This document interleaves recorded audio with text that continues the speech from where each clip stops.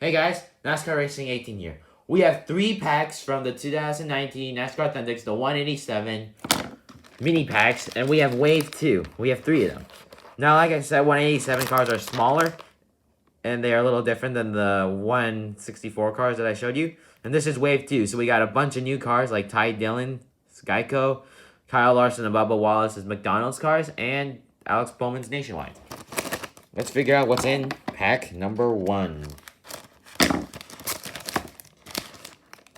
So we have, according to calculations, if I didn't cut the sticker,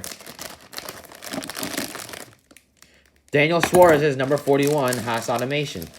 And it comes in with the sticker as well. I forgot to tell you that. Open up pack number 2. We've got...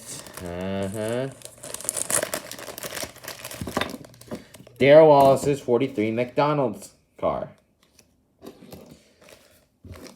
In the last pack, we've got Kyle Larson's McDonald's car. So as we take a look, their windows are completely black, and they all are the small scale versions than the